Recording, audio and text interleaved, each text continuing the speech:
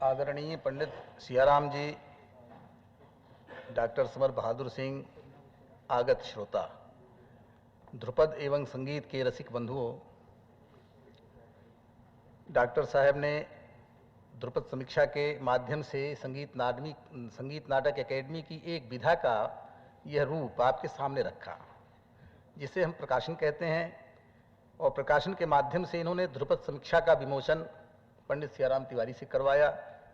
यह अपने में एक गौरवपूर्ण बात है, क्योंकि किसी ग्रंथ का, एक बात और बता दूं, पंडित भरत व्यास तो स्वर्गीय हो चुके हैं, किंतु पंडित भरत व्यास भी सियाराम तिवारी के वंशज ही थे और अयोध्या में उनका बहुत समय बीता है। मेरे भी काका गुरु लगते थे, इसलिए हम लोगों को तो बड़ी प्रसन्नता है कि उस महानुभाव की एक ऐसी कीर्ति जिसे वो स्वयं नहीं देख सका, उसकी अच्छाइयों को स्वयं नहीं परख सका, लिखने के बावजूद भी वह इस संसार में नहीं रह सका, किंतु आज उसकी कीर्ति, उसका परिश्रम हम लोग सफलतापूर्वक स्वीकार कर रहे हैं। मुझे पूर्ण विश्वास है कि उनकी दिवंगत आत्मा को इससे बड़ी शांति मिलेगी और वहीं से वो एकेडमी को काफ़ी साधुवाद प्रदान करेंगे। सिंह साहब ने कहा कि ध्रुपद की शैली बड़ी प्यारी शैली है, शास्त्रीयता की दृष्टि से प्रत्येक अंगों से वो क्यों पिछड़ती चली जा रही है, मैं यहां पर सहमत नहीं हूं। आज से 15-20 साल पहले, 25 साल पहले हम ऐसा अवश्य सोचते थे कि ये काफी लोगों से दूर हो गई है, लेकिन आज हम देखते हैं कि वो काफी नजदीक होती चली आ रही है।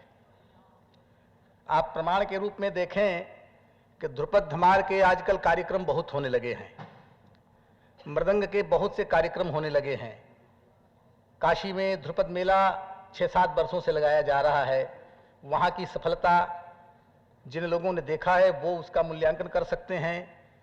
संगीत नाटक एकेडमी नई दिल्ली ने भी वहाँ से प्रारंभ करके इधर 2 वर्षों से वृंदावन में ध्रुपद मेला का आयोजन किया।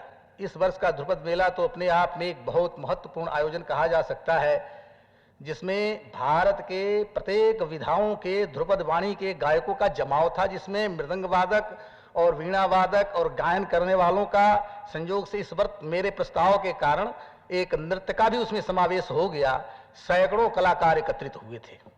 अपने आप में ये ध्रुपद की ओर सरकार का, जनता का रुझान सिद्ध करता है और हम तो आशान्वित हो चले हैं कि ध्रुपद के प्रति लोगों का जो ये बढ़ता हुआ विश्वास है, धीरे धीरे इस शैली को पुनः जन जनार्दन में प्रतिष्ठित होने का अवसर प्रदान करेगा। आपकी उपस्थिति इतनी है, हमें बड़ी खुशी है। पोस्ट कार्ड बहुत बिकते हैं, उससे कम लिफाफे बिकते हैं, उससे कम रजिस्ट्री के लिफाफे बिकते हैं। हम हर वर्ग के श्रोताओं को अपने सामने चाहते भी नहीं हैं कि सारे वर्ग के लोग आके मेरे पास बैठें, हम गाना बजाना करें, वो आपस में बात करते रहे, मूंगफली फोड़ते रहे, बीड़ी सिगरेट उड़ाते रहे। भाई, ध्रुपद एक मंदिर का गाना है, आध्यात्मिक पक्ष इसका सही पक्ष है। इसके श्रोताओं के मन पर, उनके मस्तिष्क पर अगर ध्रुपद की आध्यात्मिकता और इसकी जो प्राचीनता, इसकी गहराई अगर नहीं असर करती है तो ध्रुपद गाने का महत्व क्या हुआ, मृदंग बजाने का महत्व क्या हुआ। इसलिए जितने लोग आए हैं ये काफी बधाई के पात्र हैं और हम तो उससे बहुत संतुष्ट हैं और मेरा ख्याल है कि एकेडमी के लोग भी संतुष्ट होंगे। भीड़ इकट्ठा करने से, रेलवे स्टेशन बनाने से कोई बहुत बड़ी बात नहीं होती है। श्रोता सुंदर हो, उसके विचार हो, अगर एक श्रोता सुंदर समझ करके तो वो लाखों के बराबर लोगों को समझा सकता है। हम अधिक नहीं बोलेंगे, कार्यक्रम गायन का है, किंतु इस कार्यक्रम के लिए हम एकेडमी को और डॉक्टर सिंह को, उसके साथ साथ आप लोगों ने जो यहाँ पर पधार करके इस कार्यक्रम को सफल बनाने का प्रयास किया है, उसके लिए अपनी ओर से धन्यवाद अर्पित करते हुए अपना वक्तव्य समाप्त करते हैं।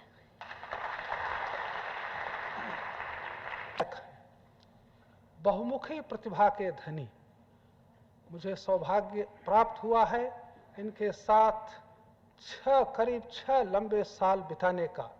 मैं पटना रेडियो का स्टेशन डायरेक्टर था और ये वहाँ के प्रमुख कलाकार थे और उस नाते हम लोगों को बहुत निकट से एक दूसरे को देखने सुनने का सौभाग्य प्राप्त हुआ।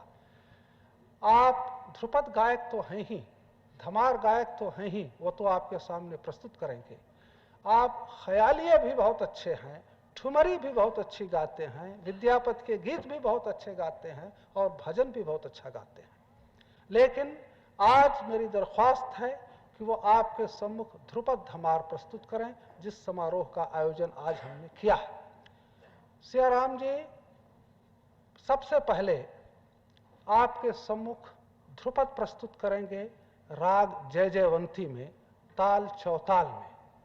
वह स्वामी हरिदास का लिखा हुआ ध्रुपद है। उसके बोल सियाराम जी स्वतः आपको बताएंगे। उसके बाद धमार प्रस्तुत करेंगे और अंत में सूरदास का एक भजन। उनके साथ पखावज पर संगत कर रहे हैं स्वामी पागलदास जी मृदंगाचार्य। इनके बारे में भी आप लोग जानते हैं। और ध्रुपद लयदारी प्रधान गीत है। ध्रुपद में जो मृदंग का और गायक का जो जोड़ तोड़ चलता है, वह उसकी सबसे बड़ी विशेषता है। तो अब हम निवेदन करेंगे सियाराम तिवारी जी से कि वो अपना गायन प्रस्तुत करें राग जय जयवंती में। जय जयवंती खमाज ठाट का राग है, इस समय गाया जाता है। उसमें वादी ऋषभ स्वर है, संवादी पंचम है। इसमें कहीं कहीं कोमल गंधार का भी प्रयोग होता है और ज्यादातर यह देश अंग से गाया जाता है। इतना संगीत के प्रशिक्षार्थियों के लिए मैंने निवेदन किया। अब मैं सियाराम तिवारी जी से निवेदन करता हूं कि वह गीत के बोल गाकर ध्रुपद गायन प्रारंभ करें।